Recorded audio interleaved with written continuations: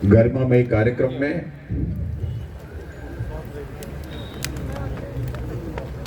जो सरदार वल्लभ भाई पटेल जी की 150वीं जयंती के अवसर पर आयोजित किया जा रहा है। हमारे बीच में आज के इस कार्यक्रम में धर्मशाला के हमारे लोकप्रिय विधायक, पूर्व मंत्री रहे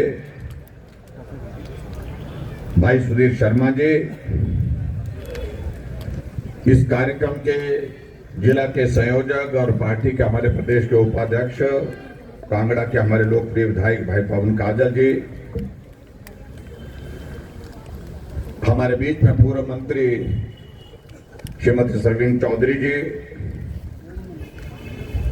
पूर्व विधायक भाई अरुण मेहरा जी, विशाल नेहरिया जी, जिला के अध्यक्ष सचिन शर्मा जी, पार्टी के हमारे प्रवक्ता संजय शर्मा जी, राकेश शर्मा जी, पार्टी के हमारे सभी अन्य पदाधिकारी जो यहाँ मंच पर बैठे हैं, जिसमें विश्व चक्षु जी है, देवेंद्र कोहली जी है, मोनी धीमान जी है, गायत्री कपूर जी है, विनय चौधरी जी है, चंद्रभूषण नाग जी है, मंडल के अध्यक्ष नेहरिया जी हैं, भुवनेश चौधरी जी है, रेखा जी हैं, और यहाँ उपस्थित सभी भाइयों बहनों, नौजवान साथियों और पत्रकार मित्रों।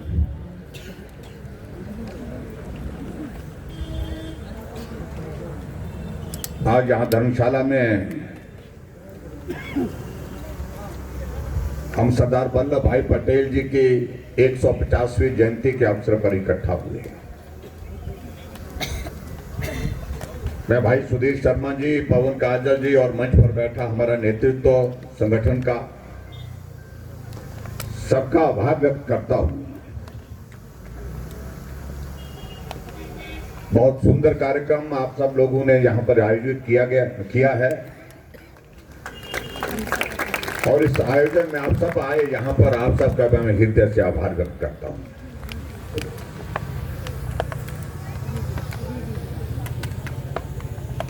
जब ये देश आजाद नहीं था, सबके सामने एकमात्र लक्ष्य था कि स्वाधीनता चाहिए, स्वतंत्रता चाहिए, आजादी चाहिए।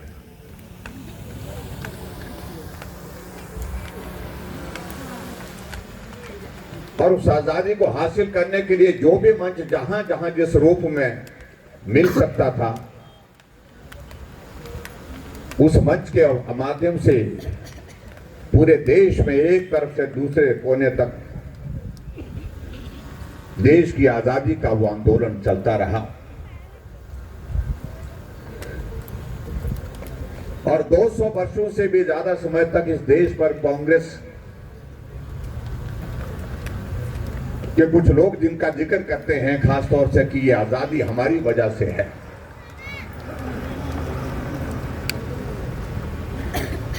मैं ये बड़ा स्पष्ट कहना चाहता हूं, इस देश की आजादी के लिए हर व्यक्ति ने उस वक्त योगदान दिया है। हजारों लाखों की संख्या में बलिदान हुआ है।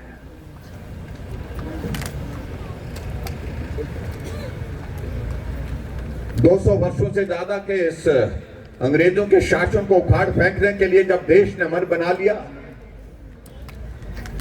तो अंग्रेजों को लगा कि बहुत लंबा समय अब संभव नहीं है इस देश पर राज करना, क्योंकि हर कदम पर आजादी का नारा बुलंद शब्दों में जो है वो सुनने को मिल रहा था, देखने को मिल रहा था। और ऐसी सूरत में ये देश छोड़ करके जाना होगा, लेकिन देश छोड़ने से पहले उनके मन में एक भाव था, इस देश के अंदर कोई शासन करे तो वो हमारी संस्कृति से प्रभावित होना चाहिए, वो व्यक्ति ऐसा होना चाहिए जो अंग्रेजी संस्कृति का प्रतिनिधि के रूप में यहां पर काम कर सके।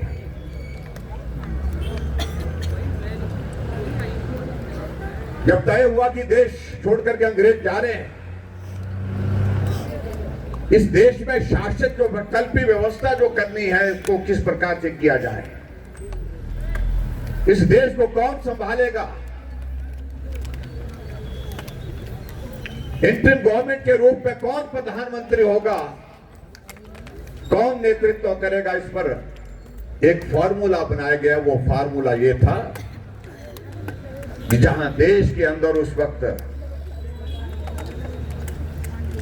15 राज्य थे, 16 राज्य थे, उनमें से जितने को जिसको सबसे ज्यादा समर्थन होगा उसको देश का प्रधानमंत्री बनाया जाएगा। और ये इतिहास का हिस्सा है। नेहरू जी प्रधानमंत्री बनना चाहते थे, लेकिन बहुमत सरदार वल्लभ भाई पटेल जी के पक्ष में था। जब उन राज्य के प्रतिनिधियों ने वोट डाले, 15 वोट सरदार वल्लभ भाई पटेल जी को पड़े, 1 वोट नेहरू जी को पड़ा था। तो कायदे से क्या होना चाहिए था? होना तो यह चाहिए था कि देश के प्रधानमंत्री के नाते जिनको सर्वाधिक जो है समर्थन प्राप्त हुआ था, सरदार वल्लभ भाई पटेल जी को बनना चाहिए था। लेकिन अंग्रेज नहीं चाहते थे कि सरदार वल्लभ भाई पटेल जी देश के प्रधानमंत्री बने। नेहरू जी नहीं चाहते थे कि देश के प्रधानमंत्री सरदार वल्लभ भाई पटेल बने, और ऐसे हालात पैदा कर दिए। आखिरकार दबाव गांधी जी के ऊपर डाला गया, और उस दबाव के चलते गांधी जी को कहा गया कि आप सरदार वल्लभ भाई पटेल जी को बुला करके समझा दीजिए, उनको कहिए कि आप देश के प्रधानमंत्री नहीं, नेहरू जी देश के प्रधानमंत्री बने। गांधी जी के सामने यह विकट समस्या थी, और ऐसे हालात में गांधी जी को लगा कि हमारा वर्षों का लंबा संघर्ष जो है वो आजादी का कहीं संकट में न पड़ जाए। उन्हें सरदार वल्लभ भाई पटेल जी को बुलाया, समझाया और कहा, हम जानते हैं कि बहुमत आपके पक्ष में है, हम जानते हैं कि लोकप्रियता में भी आप पहले नंबर पर हैं, लेकिन देश की आजादी हमारे लिए जो बहुत मुश्किल के पश्चात मिल रही है, इसको कहीं किसी सूरत में हम खतरे में नहीं डालना चाहते। और ऐसी सूरत में आप पीछे हट जाइए और नेहरू जी को हम देश का प्रधानमंत्री बनाने के लिए प्रयास करते हैं। और सरदार वल्लभ भाई पटेल जी का श्रद्धा, उनकी जो श्रद्धा आदर का भाव गांधी जी के प्रति था, उन्हें सहज रूप से उनकी बात को स्वीकार किया, और नेहरू जी देश के प्रधानमंत्री बने, और देश के उप प्रधानमंत्री और गृह मंत्री के रूप में सरदार वल्लभ भाई पटेल जी को यह जिम्मा दिया गया। ये इतिहास का हिस्सा मैं जिसका मैं जिक्र कर रहा हूं। आज हम इस पीढ़ी में जहां पहुंचे हैं, हमें बहुत कम जानकारी होगी इन चीजों की, लेकिन इतिहास को हमेशा हमको याद करना होगा। आज जब देश आजाद बना, नेहरू जी प्रधानमंत्री बने, सबसे पहले बड़ी चुनौती हमारे सामने, देश के सामने ये थी कि लगभग 562 से ज्यादा जो रियासतें पूरे देश के अंदर थी, उन रियासतों का विलय भारत के अंदर कैसे किया जाए, इस देश के अंदर कैसे किया जाए। और ये काम देश के प्रधानमंत्री उस वक्त के नेहरू जी ने किसी के पास सौंपा, तो सरदार वल्लभ भाई पटेल जी के ऊपर सौंपा। और यह भी इतिहास का हिस्सा है। बाकी सारी रियासतों का विलय का काम सरदार वल्लभ भाई पटेल जी के ऊपर सौंपा गया, लेकिन उसके बावजूद नेहरू जी ने कहा कि कश्मीर का मैं रहने वाला हूं, खुद रहने वाला हूं, कश्मीर का मैं खुद अपने आप देखूंगा। 562 रियासतें जो सरदार वल्लभ भाई पटेल जी के जिम्मे लगाई थी, उनका पूर्ण रूप से विलय भारत के अंदर हुआ। भारत का वर्तमान स्वरूप जो हमारे सामने है वो सरदार वल्लभ भाई पटेल जी की वजह से है। लेकिन एक रियासत को ठीक करने का, जोड़ने का काम अगर नेहरू जी के ऊपर छोड़ा गया था, वो आपको अच्छी तरह से मालूम है। वो कश्मीर, जम्मू कश्मीर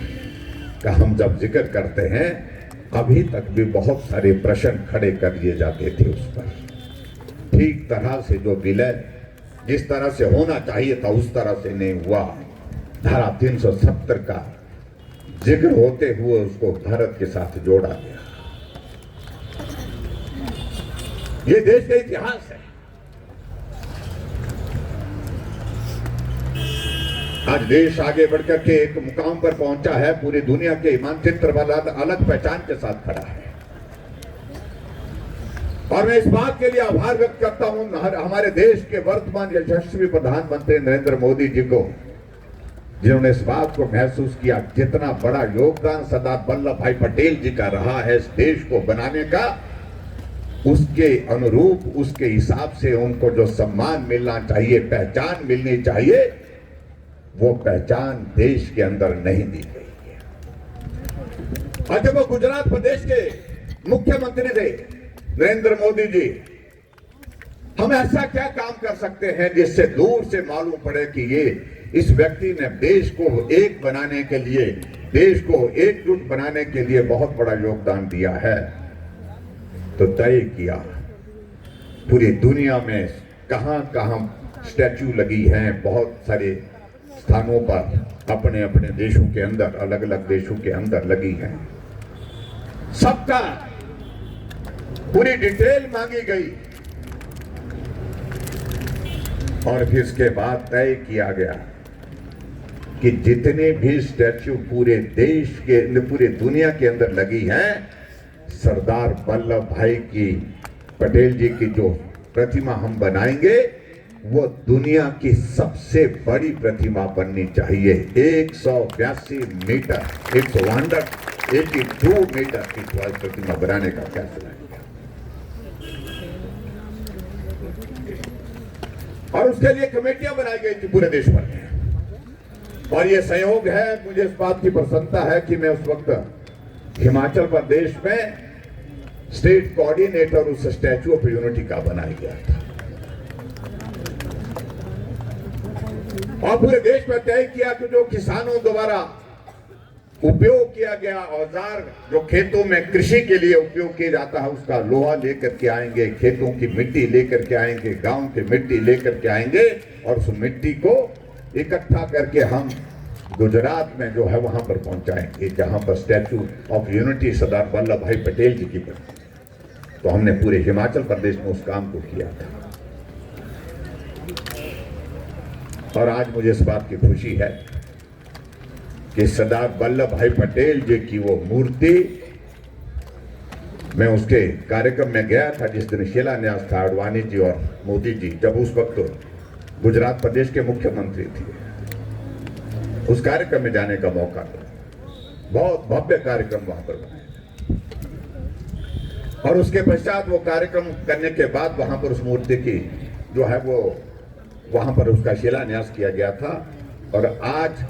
हमें इस बात की खुशी है कि वो भव्य मूर्ति 2018 में आज के दिन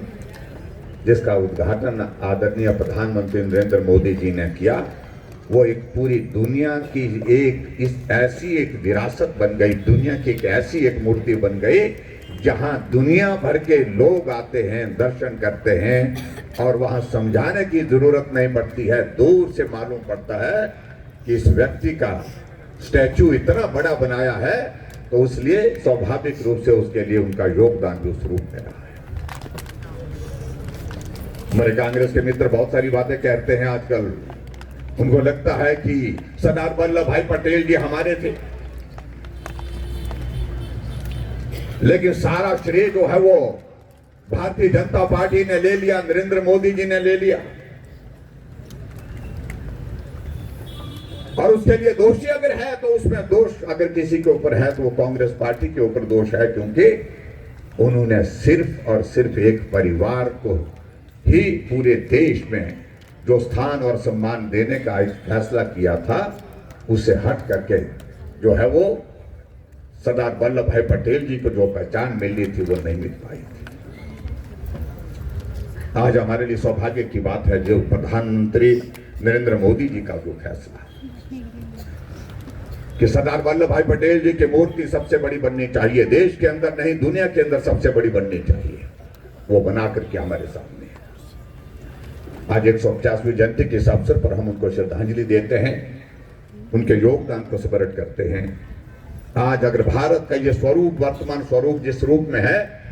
इसमें सरदार वल्लभ भाई पटेल जी का बहुत बड़ा योगदान है, बहुत बड़ा नहीं सबसे बड़ा योगदान है। इसलिए आज के इस कार्यक्रम को हम एकता दिवस के रूप में और यहाँ पर मना रहे हैं।